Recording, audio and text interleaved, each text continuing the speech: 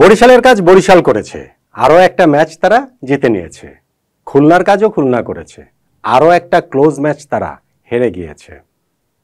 Result, Fortune Barishal তারা play অফে তো qualify আগেই করেছে, এখন টপ টুতে থাকাটাও প্রায় নিশ্চিত। 10 ম্যাচ শেষে তাদের 8 জয়ে পয়েন্ট হচ্ছে গিয়ে 16। শেষ 2টা ম্যাচের আর একটা ম্যাচ জিতলেই টপ টুতে থাকাটা একেবারে পুরোপুরি নিশ্চিত হয়ে যাবে। আর খুলনা টাইগার্সের টপ টু তো পরের কথা, প্লে অফে ওঠাটাই এখন ভীষণ রকম অনিশ্চয়তার মধ্যে। কেননা 10 ম্যাচ শেষে তাদের পয়েন্ট 8এই রয়ে গেল। শেষ 2টা ম্যাচই তাদের আসলে জিততে হবে, নইলে প্লে অফে কোয়ালিফাই করাটা বোধহয় কঠিন হয়ে যাবে। অথচ এরকম তো হওয়ার কথা ছিল না।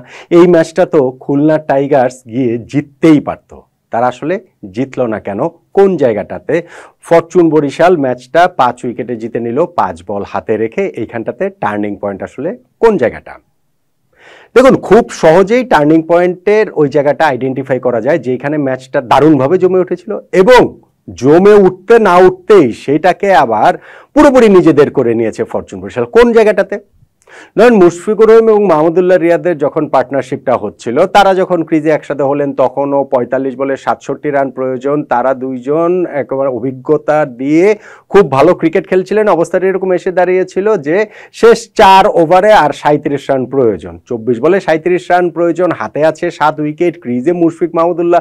এটা তো হচ্ছে গিয়ে জয়ের একেবারে সহজতম রাস্তাটা ছিল, কিন্তু সহজ রাস্তাটাতে কঠিন হয়ে যায় পরপর 2 বলে এই দুইজনের আউট হওয়াতে। মাহমুদুল্লাহ রিয়াদ রান আউট হয়ে গেলেন, ভেরি নেক্সট ডেলিভারিতে মুশফিকুর রহিম কাভারে ক্যাচ দিয়ে আউট হয়ে গেলেন।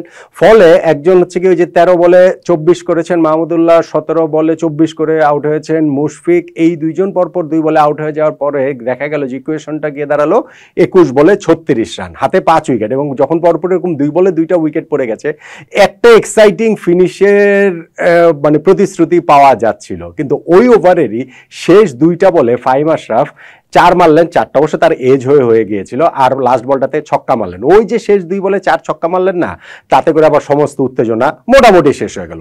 মানে মুশফিক এবং মাহমুদুল্লাহ মুশফিকের পরপর 2 বলে আউট হওয়াতে যেই উত্তেজনাটা তৈরি হয়েছিল, 1 বল পরই পরপর 2 বলে 4 এবং ছক্কা মেরে সেই উত্তেজনাটাতে একেবারে পুরোপুরি পানি ঢেলে দেয়া হলো। ওইখান থেকে ফাহিম আশরাফ পানি ঢেলে দিলে শেষ পর্যন্ত গিয়ে তা পরে ওভারটা মানে ইকুয়েশনটা গিয়ে দাঁড়ালো 18 বলে 25 রান। নেক্সট ওভারের লাস্ট বলটা হাসান মাহমুদের করা, ওইখানটাতে ছক্কা মারলেন মোহাম্মদ নবী 12 মানে তখন তো ওইটা হচ্ছে গিয়ে 12 বলে 13 রান, ইজিলি সেটা আসলে চেস করে ফেলেছে। 6 বলে 18 রানে অপরাজিত ছিলেন ওইখানে ফাহিম আশরাফ, মোহাম্মদ নবী 10 বলে 15 রানে অপরাজিত ছিলেন। ফলে টার্নিং পয়েন্টের এই জায়গাটাতে যে পরপর ওই যে 2টা বলে 4 এবং ছক্কা মেরেছেন ফাহিম আশরাফ, এইটাকে টার্নিং পয়েন্ট তো বলাই যায়। আচ্ছা, এখন খুলনা টাইগার যে 187 রান করেছিল, এটা চেস করতে নেমে ফরচুন বরিশালের শুরুটা এত স্বচ্ছন্দ হয়েছিল যে তারা তাওহিদ হৃদয়ের উইকেট ওপেনিংয়ে তিনি আজকে নেমেছিলেন, তামিমের সঙ্গে উইকেটটা হারিয়েছে বটে, তারপরও পাওয়ার প্লেতে ওই একটাই উইকেট হারিয়ে তারা 56 রান করেছে। 10 ওভার শেষে ওই একটাই উইকেট হারিয়ে তারা 96 রান করেছে। 10 ওভারে 1 উইকেটে 96, বাকি 10 ওভারে আর 92 রান করতে হবে হাতে 9 উইকেট নিয়ে। সো ম্যাচটা তো ফরচুন বরিশালের পুরোপুরি ফেভারে ছিল। তামিমের পরে আউট হলেন 25 বলে 27 রান করে। উইকেটটা ডেভিড মালানের খুব গুরুত্বপূর্ণ, যে উইকেটটা আফিফ তুলে নিলেন, তিনি থাকলে খেলা হয়তো আরো অনেক আগেই শেষ হয়ে যেত। 37 বলে 63 রানের একটা ইনিংস খেলে তিনি যখন আউট হলেন 13 নম্বর ওভারে, আফিফ তাকে আউট করলেন। তখনই কিন্তু ওই যে 45 বলে 67 রানের প্রয়োজনীয়তার মুখে ফরচুন বরিশাল দাঁড়িয়ে বললাম যে মুশফিক মাহমুদুল্লাহর পার্টনারশিপের ওই অংশটুকু তো আসলে বলেছি। ফলে এই জায়গাটাতে আপনি টার্নিং পয়েন্ট যখন হিসাব করবেন, তখন ওই যে ওই আবু হেদার রানের করা ওই ওভারটাতেই সামনে চলে আসে যে এইখানটাতে run out, Mahmudullah run out, মুশফিকের আউট, এবং শেষ 2 বলে ফাহিম আশরাফের 4 এবং ছক্কাটা চলে আসে। এখন খুলনা টাইগার যে 187 রান করেছে, এই রানটা কি তারা আরো বেশি করতে পারতো না? শেষ 3 ওভারে তারা 37 রান করেছে। সো সেই হিসাব যদি আপনি করেন তাহলে তো রানটা আরো কম হতে পারতো, হ্যাঁ সেটা আরো কম হতে পারতো। তবে তাদের শুরুটাও আবার একটু দেখতে হবে। তারা 1 উইকেটে 99 রানে পৌঁছে গিয়েছিল ইনিংসের 9th ওভারে, সেখানে 18 বলে 29 রান করে মেহেদী হাসান মিরাজ আগে আউট হয়ে গেছেন। কিন্তু নাইম শেখ তার মানে স্বভাব বিরুদ্ধ একটা ইনিংস খেলেছেন, 27 বলে 51 রানের ফ্যান্টাস্টিক একটা নক তিনি খেলেছেন। করেছেন, তিনি যে আসলে চাইলে মেরে খেলতে পারেন, আগের দিন যেটা হয়েছিল এই ফরচুন বরিশালের বিপক্ষে ইনিংসের সেকেন্ড হাফে সেটা দেখিয়েছেন, 15 ওভারের পরে গিয়ে সেটা দেখেছেন, সেটা আর জয়ের জন্য যথেষ্ট হয়নি, যদিও তিনি 59 বলে 77 রান ইনিংস খেলেছেন। এই দিন তিনি বরং একটা খুবই কার্যকর ইনিংস খেলেছেন, 27 বলে 51 রান, 50 করার পরই তিনি উইকেটের পেছনে ফাহিম আশরাফের একটা লাফিয়ে ওঠা বলে ক্যাচ দিয়ে আউট হয়ে গেছেন, ওইটা ডিসঅ্যাপয়েন্টিং, কিন্তু তিনি একটা ভালো ইনিংস খেলেছেন।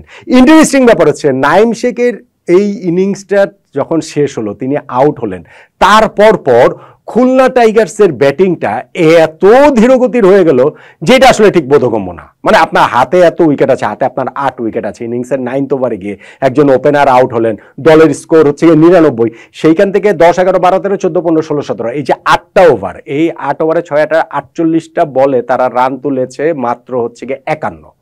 ওই অবস্থায় 48 বলে 51 রান উঠবে কেন?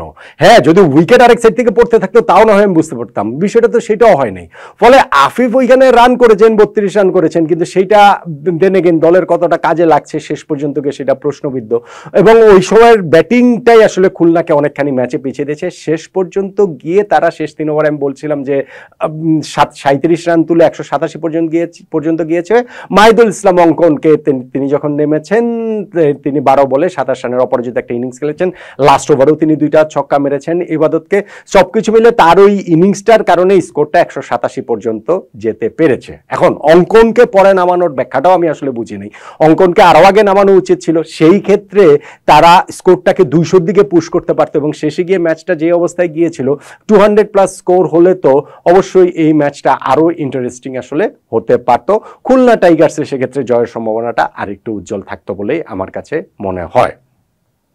তাহলে এই যে ম্যাচটা হলো, শেষ পর্যন্ত গিয়ে ফরচুন বরিশাল 5 বল হাতে রেখে 5 উইকেটে যে জিতেছে, তারা যে টপ 2-তে থাকাটা প্রায় নিশ্চিত করে ফেলেছে এবং খুলনা টাইগার্সের প্লে অফে ওঠাটাকে প্রবল অনিশ্চয়তার মধ্যে ফেলে দিয়েছে।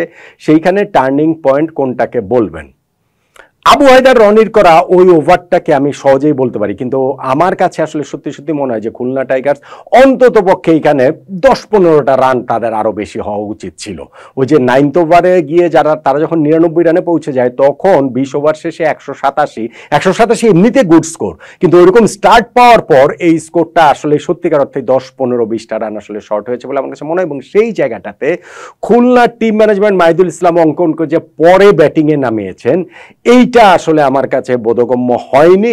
এবং আমি জানি না অঙ্কন আগে নামলে জিনিসটা সিনারিওটা হয়তো অন্যরকম হতে পারতো, কিন্তু যেইটা হয়েছে ওই 10 থেকে 17 নম্বর ওভার, ওই 8টা ওভারে যে তারা মাত্র 51 রান তুলেছে, ওইটাই খুলনাকে শেষ পর্যন্ত ম্যাচটা কস্ট করেছে। যদিও তাদের বোলিং আরো ভালো হতে পারতো, 187 রানও তারা ডিফেন্ড করতে পারতো বলে তারা বিশ্বাস করার কথা, কিন্তু আমি মনে করি 10-15টা রান কম হয়েছে এবং সেই জায়গাটাতে 10 থেকে 17 ওই 8টা ওভারের মধ্যে তারা যে মাত্র 51 রান তুলেছে, ওইটাই শেষ পর্যন্ত গিয়ে টার্নিং পয়েন্ট। কতটুকু একমত হবেন আপনি আমার সঙ্গে বলুন তো?